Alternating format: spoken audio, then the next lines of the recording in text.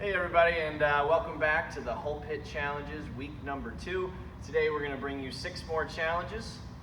A lot of you guys were on the classroom showing us how well you did at last week's challenges, so we figured we're going to give you 6 more. All right. Today we're going to be inside. Every single one is inside because the weather is not so nice, so we're going to show you things that you can do hopefully indoors, and these are also things you can do outdoors if the weather is nice as well. All right, so good luck beating us, and we hope to hear from you. So this first challenge today is the sit-up challenge. What you want to do is you want to find yourself something that's fairly padded and find an anchor point for your toes. Some people like to have a person hold their feet as well. Today, Mr. Hulbert is obviously videoing me, and he's going to run the stopwatch, and he's going to count. So all I have to do is do as many sit-ups as I can in 1 minute or 60 seconds. So when you get yourself prepared, you want your legs bent like this, anchor your toes, cross your arms in front of you just like this with your head on the mat, and when I'm ready, I will let Mr. Hulbert know, and then he will start me. I'm all set.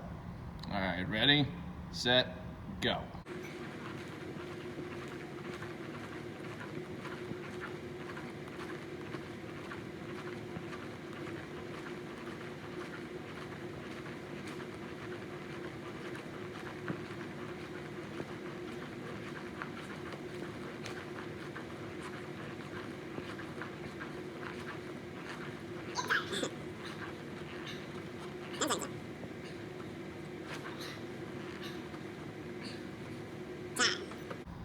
All right, 51. Good luck. Okay, our next challenge here today is the flexed arm hang, or a variation of the flexed arm hang. A flexed arm hang is typically when you get your chin over the bar and you hold it as long as you possibly can. But what we're going to do today, since it's not that easy to get your chin over a bar, is we're just going to hang underneath it with our arms nice and straight. I'm going to curl my legs, and I'm going to hold it as long as I possibly can when I actually am ready to go. Now, not all of you are going to have a bar at your house. In fact, most of you probably don't. So you can use a tree.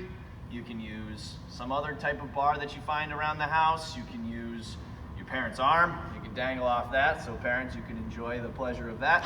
All right? And just be resourceful. So I think I'm ready. Mr. Lipper, you ready to start the timer when I start hanging? I am. I'm all set. All right. Well, here we go.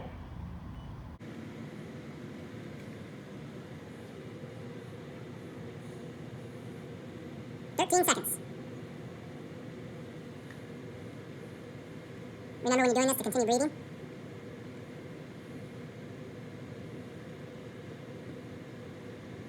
38 seconds.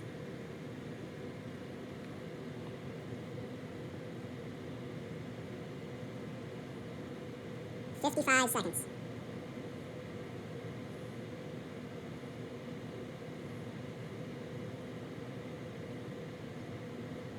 1 minute, 15 seconds.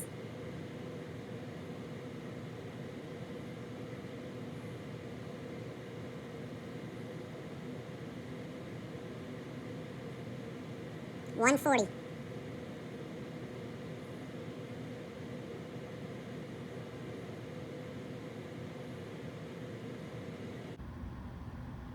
2 minutes.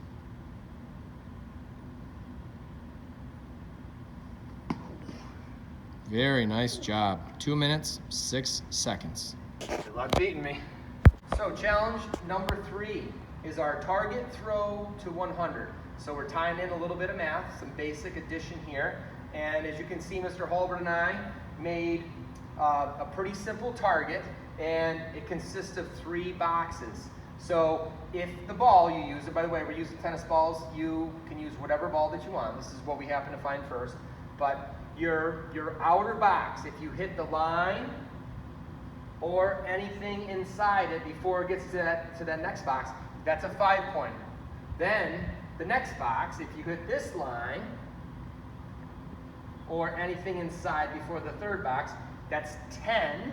And then this very center box is the big 20. So if you hit this line or anything inside, that's 20.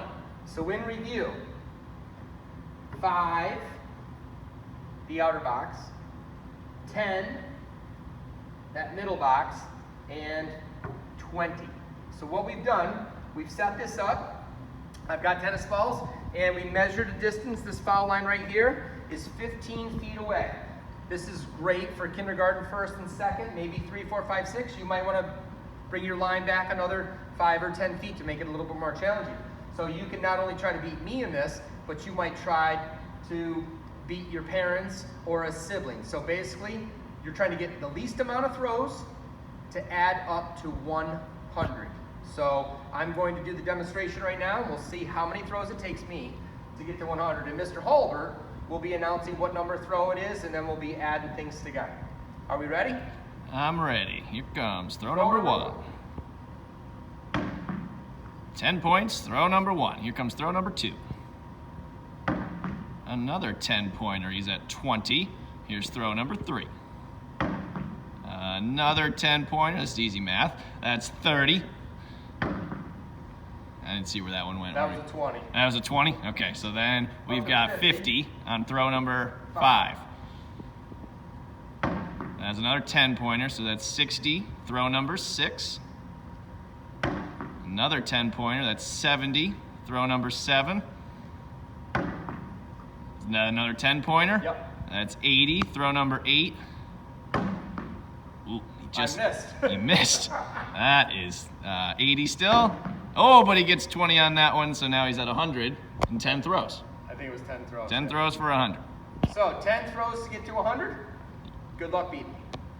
So the next skills-based challenge that we have today is keep it up game. All right. If you are a younger one in kindergarten or first or maybe even second grade, you can use a balloon. A balloon is a really great activity or a great ball to use for this activity because when you tap it up in the air, it floats. It gives you more time to get underneath it, and you can keep this up for quite some time. All right. So you can challenge yourself. It's a very fun activity. For me to do the challenge, I'm going to make it a little bit harder. I encourage you guys to do that as well. I'm going to use a soft volleyball, and my goal is to try and keep it up however many times I can before it hits the floor. Obviously, I have a whole lot of space here. This would be better to do outside, but indoors, some of you might have a decent enough space to do this. Okay, so here we go. 1, 2, 3, 4, 5, 6, 7, 8, 9, 10, 11, 12, 13, 14, 15, 16, 17, 18, 19, 20, 21, 22, 23, 24, 25, 26, 27, 28, 29, 30, 31, 32, 32. Nice job, Mr. Hul-Pit. Good luck beating me. So challenge number 5 is the vertical jump. The whole idea with the vertical jump here is we want to know how high you are jumping off the floor. So what we've already done is we've taken a piece of tape, put it on the wall right here. That's what this piece of yellow tape is. And what this tape measures is it measures me flat-footed. So the bottom edge of the tape is where my fingers come when I'm flat-footed. I'm going to get 3 jumps, and Mr. Hul-Pit is going to measure me with these little pieces of tape, and we'll see how much higher I go than this. And then whatever the highest jump is, we'll take a tape measure, and we'll measure from the bottom of this to the highest piece of tape, and that will tell us how many inches I jumped off the floor. Stay tuned. All right, here goes jump number 1. Jump number 2. All right, third and final jump. Here we go. So you can see I have 3 jumps here. Again, this was my baseline. This is where my fingers came to when I was flat-footed. My first jump, that piece of tape. Second jump was there. Third jump was there. So then we take the tape measure and we measure to find out how high I jumped. And to the bottom of this tape, looks like I am just shy of 26 inches. So we're going to call it 25 3/4 inches. So The vertical jump you're trying to beat is 25 3/4 inches, just a little over 2 feet. Good luck beating me. This last challenge is the fill the cup challenge. And how it works is it's basically a balancing challenge. You're gonna choose one foot to stabilize yourself, and your job while holding the cup is to bend down, pick up a dice or any other object, doesn't have to be dice, small objects the better, put it in your cup. And you're gonna see how many times you can do that without falling to the ground. As soon as one foot touches the ground and you're on 2 feet again, you've lost, or if you just fall over. All right, up on my left leg, and here we go. 1, 2, 3, 5. You only pick up one dice at a time, by the way. 7, 8,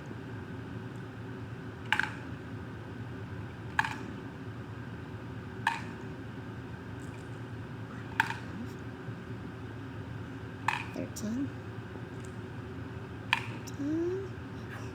Good recovery. Feel it in your quads. 15. 16. And your glutes. 17. 18.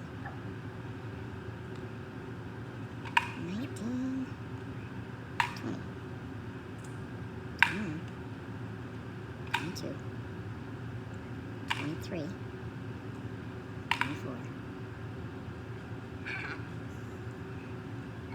25. Getting hard. 26.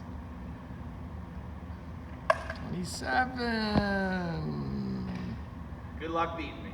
So in closing, with our week 2 Hul-Pit challenges, we hope you have fun with these. We hope you get competitive, whether you challenge the times and scores that we put up, or whether you challenge someone in your family. We hope this gives you something to do, maybe getting outside and trying to do some of these things. Unfortunately, we weren't able to, but hopefully you will be able to. And have fun. Take care.